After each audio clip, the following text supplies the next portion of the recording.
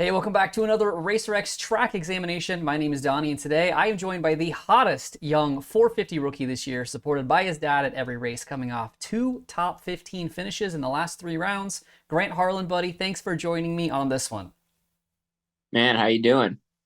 Good deal, man. So let's just jump straight into this track map. We are headed all the way to the Pacific Northwest, much to the chagrin of you privateers, going to Lumen Field, formerly CenturyLink Field, home of the Seattle Seahawks. And this week, the track map is a little special, as it was designed by a player of the Monster Energy Supercross, the official video game 5, which is a lot of words.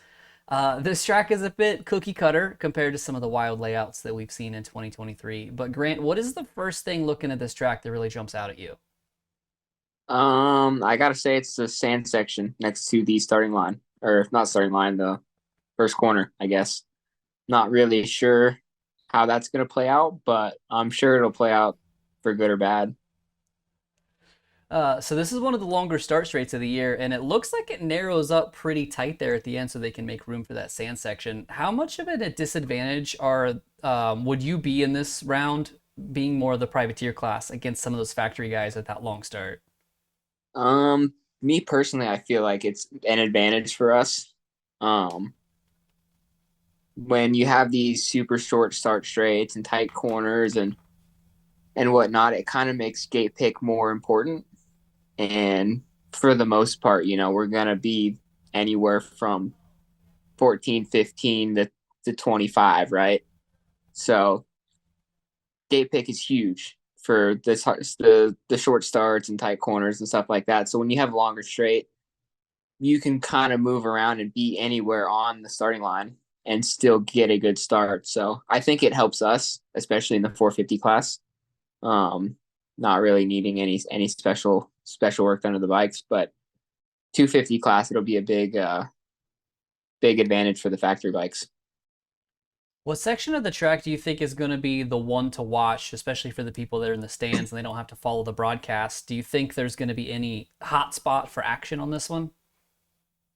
Um, you might see a little bit of action on the I don't even know what degree corner it is, but coming back onto the start before the sand. Coming out of that bowl corner, looks like whatever the line was is going to be, whether it's two over table two or 3-1 or whatever. It looks like you might be able to dive bomb the inside and cut somebody off right there. So we'll see how that plays out.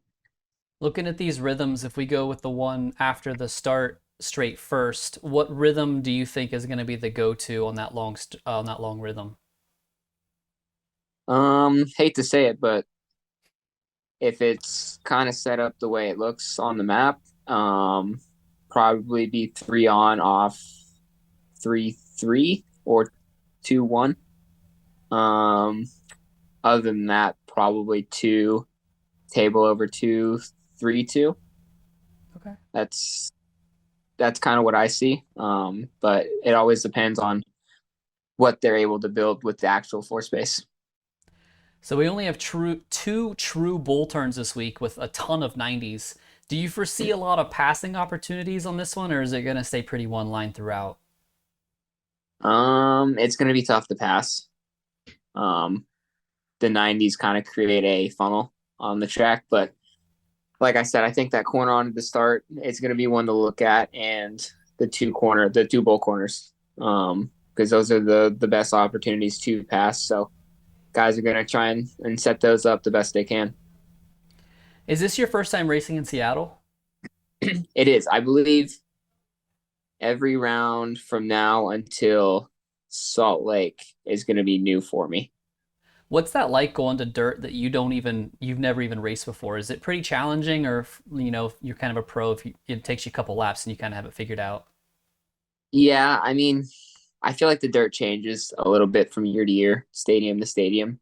Um, like Indy this year was super rutted and gnarly compared to the last couple years. So um, I think just being able to adapt on a race day is important. And I mean, I'm not too worried. I kind of like the outdoor stadiums, um, like the West Coast rounds, the baseball stadiums. I really enjoyed, and some of the outdoor stadiums like Daytona. I don't know, that one was pretty good. But yeah, I'm excited for it. Hopefully the rain stays away though.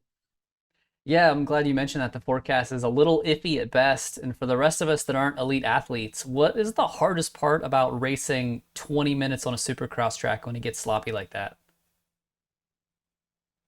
Man, these motorcycles tear the track up pretty quick. Um, Track crew normally does a pretty good job getting the super sketchy things taken care of before the race, but um, after a full day, it blows through pretty quick, and the main line goes away. Foot peg deep ruts, as we've seen in the last couple weeks with Sexton and Plessinger, both catching their foot pegs in the ruts. So, um, yeah, I think just bikes tearing the track up, everyone hitting the same line, and then when that line goes away, everyone hitting that next line. So I think that's the hardest part is 22 guys for 20 minutes hitting the same line. What kind of bike changes are you going to make anything at all before you get there if it does look like it's going to be wet, or is it not really that necessary to make any changes beforehand? Not me. I think I'm gonna leave my bike how it is. I've been pretty happy with it the last couple weekends, and I don't see any need to change it unless on race day after I've hit the track, I'm feeling something that needs to be changed. And you really shred outdoors, so are you looking forward to it maybe getting a little nasty out here? Yeah, man, I'm an outdoor fan. I like the ruts sometimes. Like I said, I really enjoyed like the Anaheim tracks and the outdoor tracks in California. Um, those kind of ruts really suit me. Where the Indy track was a little bit. I mean, I enjoyed the track in the main, but those ruts are pretty scary. Lap after lap. So, um, I know the dirt here can be a little hard, a little soft. It's kind of sandy, so I think it'll suit me pretty well. Just gonna have to wait and see. Like I said, I've never been here, so we'll see how it shapes up.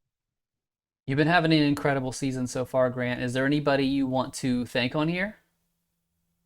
Um, Man, I'd love to give a big shout out to my guy Roto.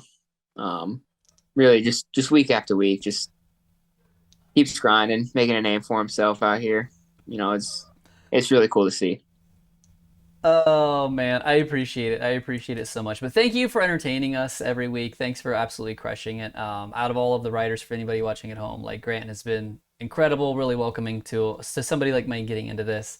But appreciate you so much, Grant, for joining me on this edition of RacerX Track Exam, and thank you at home for watching. Be sure to visit racerxonline.com for all of your motocross and supercross news.